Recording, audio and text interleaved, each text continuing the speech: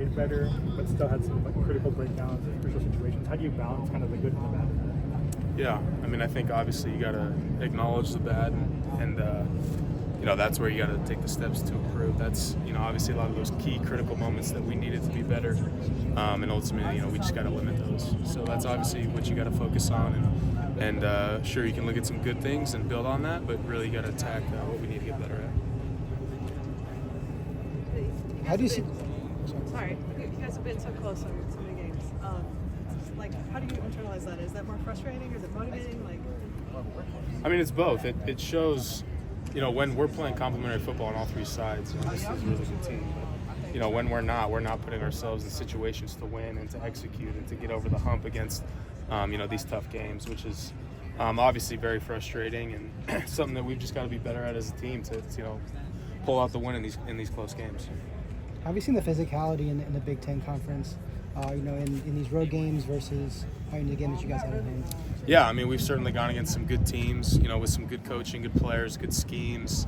Obviously the travel, we've been in some good atmospheres. So, there's certainly being in this conference is a thing of its own, but it's been a challenge, and we've just got to keep getting better and keep learning. And just watching film, what are some of the things that you feel like you guys positively can build on from that last game?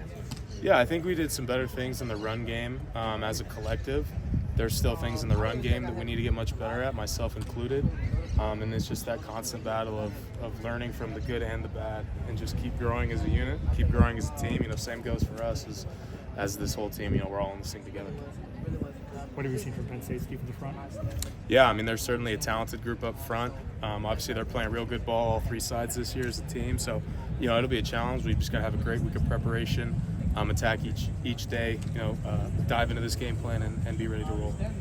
Did you see any growth from Alani in this game? It seems like it's maybe his strongest outing this season. Yeah, I think in some instances he was thinking a little less and just playing a little more, and that turned out well for him.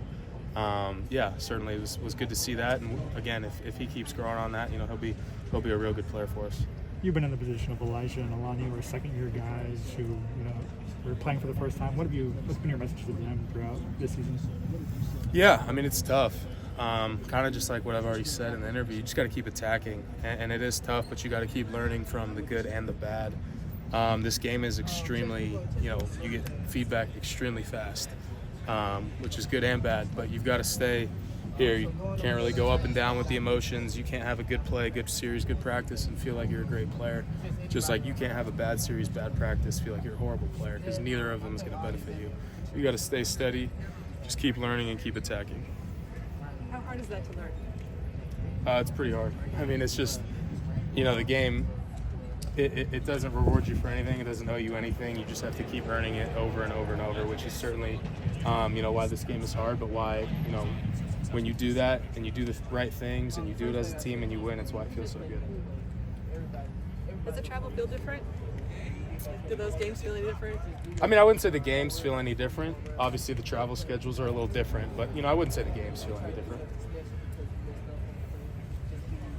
Without revealing any game plan or anything like that, did you guys talk about potentially doing anything with the offensive line to help with protection from Miller?